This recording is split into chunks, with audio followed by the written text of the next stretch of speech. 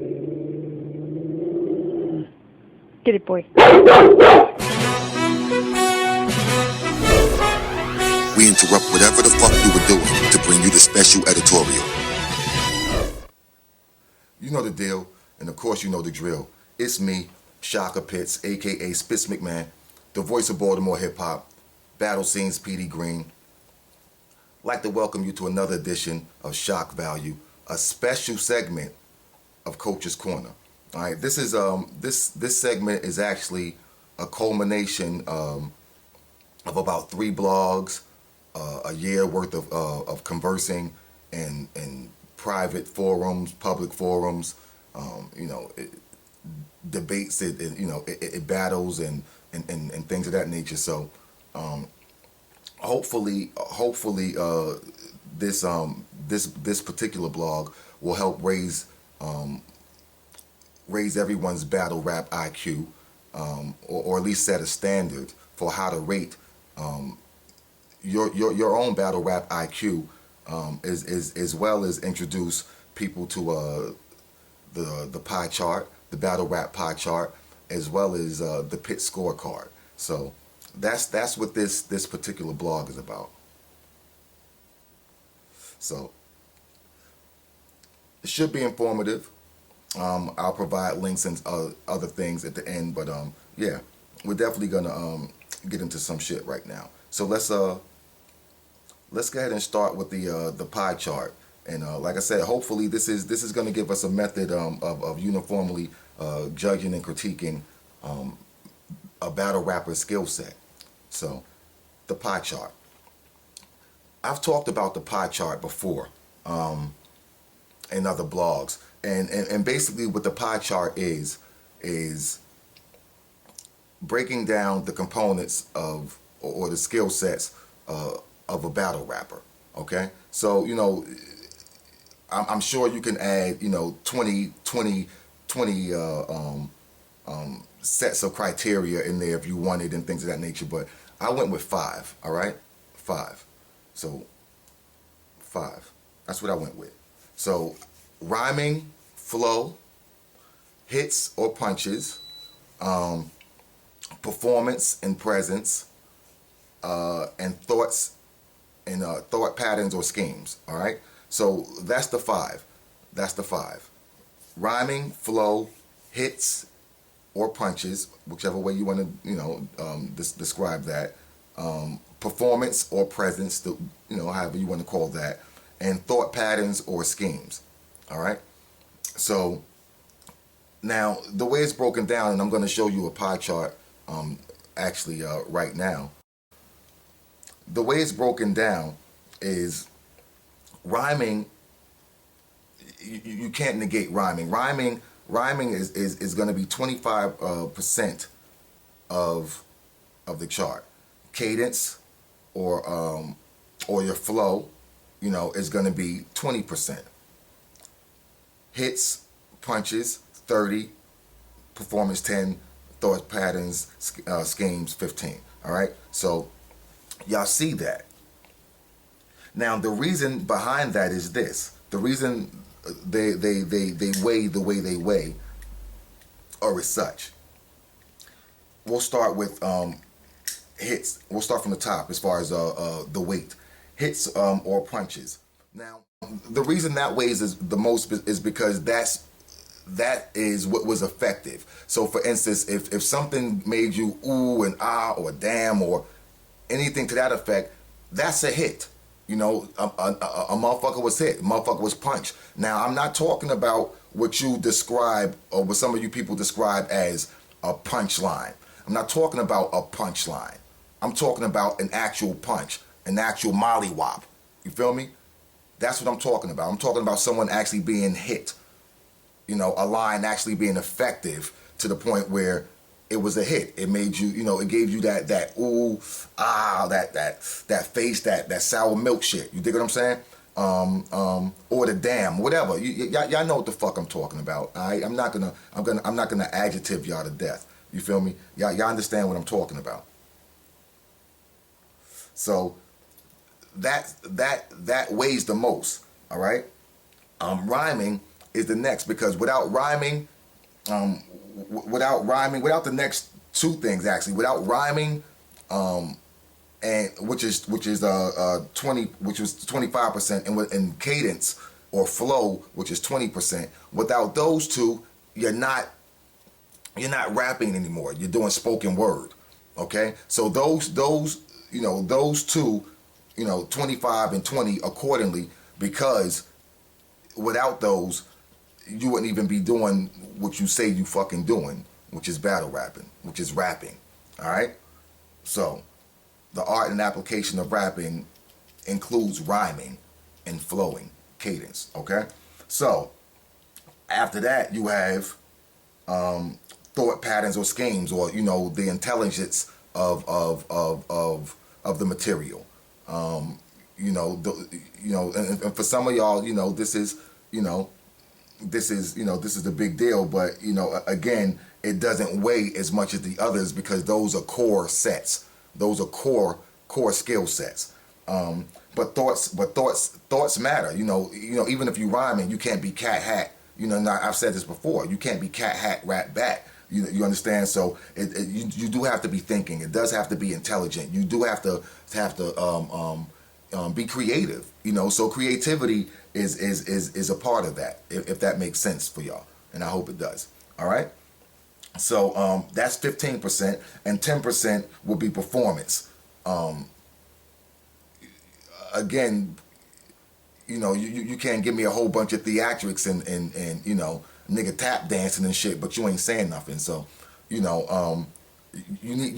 to have all of those skill sets to be an effective battle rapper. And in my opinion, these are the skill sets that we should judge you off of, and these are actually the skill sets that I have always judged you off of. So I'm just making it public and putting it into in a format that can be understood by more than just myself, and something you can actually see.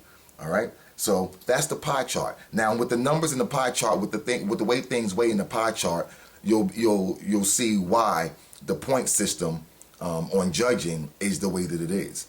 All right. So with that said, let's take a look at the pick scorecard. Now, as you can see on the scorecard, everything doesn't weigh the same. All right, because according to the pie chart, everything doesn't weigh the same. So rhyming, you can get 5 points. Performance, you can only get 3 points. Thoughts and schemes, or for some of you, you may want to think of that as creativity. That would be a 4. Flow and cadence is a 4. Hits or punches would be a 5.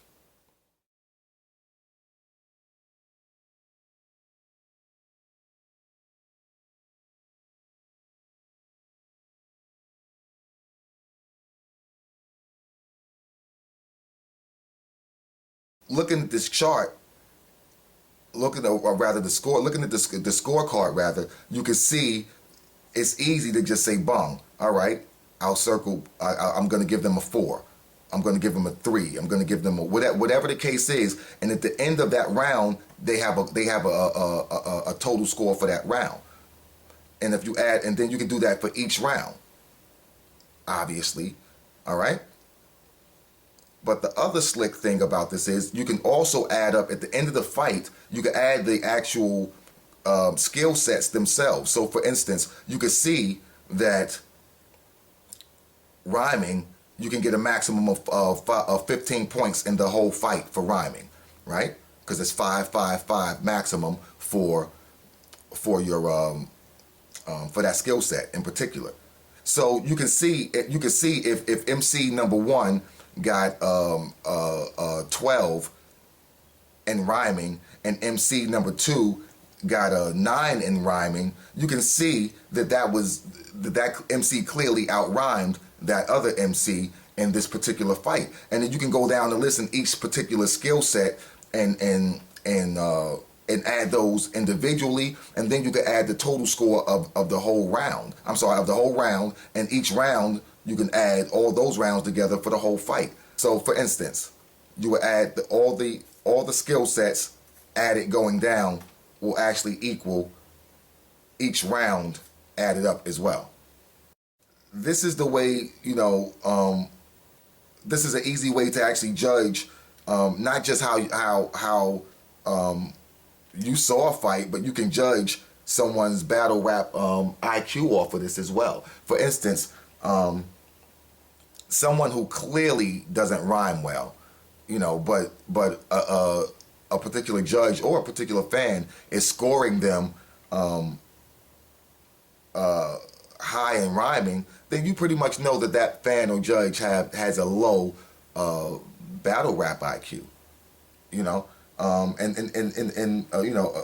accordingly through each skill set. So this is a way, that I've come up with to actually critique and judge a battle rapper's skill set and a fan or judge's battle rap IQ as well. So I hope this made sense to everyone.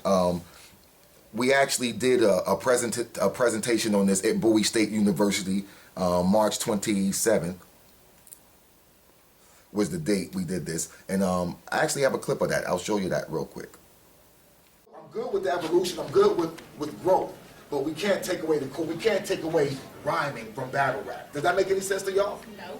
And there are people who take away points because they rhyme. Oh, that's that nerd shit. Oh, that's what?